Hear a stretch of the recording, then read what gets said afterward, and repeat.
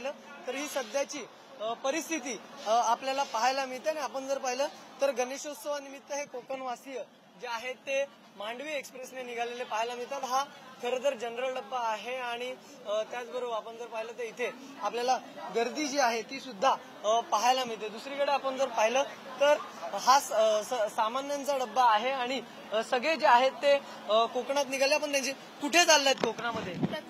रत्नागिरीला गणेशोत्सव आहे। काय ट्रेनला काय जाणवतं? गर्दी आहे, उशीर आहे, काय नाही? किती दिवसासाठी जातात? 8 दिवसासाठी। नक्कीच आपण जर पाहिलं तर इथे सगळे बच्चे कंपनी आहे ती सुद्धा आपल्याला कोकणात जाताना पाहायला मिळते।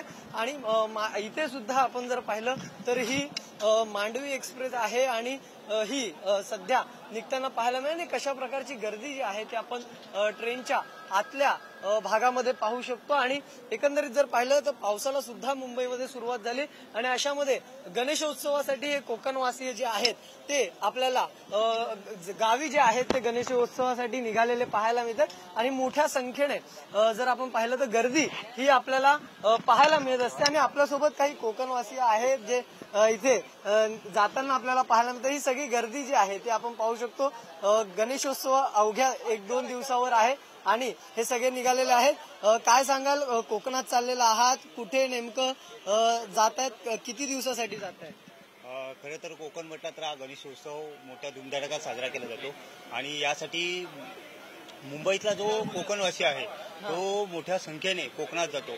आणि या उत्सवाला मोठं महत्व असल्याने काहींचे 5 दिवसाचे गणपती असतात, 1.5 दिवसांचे गणपती असतात आणि विशेष म्हणजे गणेश अनंत चतुर्दशीचे। नक्कीच आपण जर पाहिलं तर हे सगळं भावना ज्या आहेत त्या या कोकणवासियांच्या आपल्याला पाहायला मिळत होत्या। आणि आता ही एक्सप्रेस जी आहे ती आता दादर स्थानकावरून सुटलेली आपल्याला पाहायला मिळते। आणि हे सगळे कोकणवासीय जे आहेत ते गणेशोत्सवानिमित्त थेट दादरवरून आता जाताना पाहिलं तर हवी ते जी गर्दी आपण पाहत होतो, जी कोकणवासियांची इतर स्थानकांवर पाहायला मिळते, तशा प्रमाणाची गर्दी जी आहे ती दादरला या मांडवी एक्सप्रेसच्या जनरल डब्यात आपल्याला पाहायला मिळाली नाही। कारण की सध्याच्या घडीला आपण जर पाहिलं तर मोठ्या संख्येने जे कोकणवासी आहेत ते या आधी सुद्धा शनिवारी रविवारी मोठ्या संख्येने गेलेले पाहायला मिळाले। आजची परिस्थिती जी आहे ती सुद्धा आपण जर पाहिली तर या ट्रेनच्या डब्यांमध्ये ज्या जागा होत्या त्या सगळ्या जागा जी आहेत सगळी आसन व्यवस्था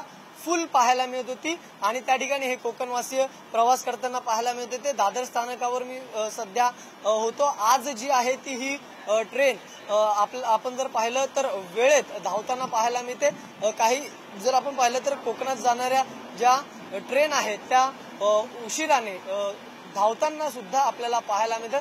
आणि गणेशोत्सवानिमित्त हे सगळे कोकणवासीय चाकरमानी जे आहेत ते उत्सव, परंपरा, संस्कृती जपण्यासाठी गावी जाताना आपल्याला पाहायला मिळतात। आणि रस्ते मार्ग असेल किंवा रेल्वे मार्ग या सगळ्याच मार्गांनी आता हे चाकरमानी मार्गस्थ होताना आपल्याला पाहायला मिळत आहेत।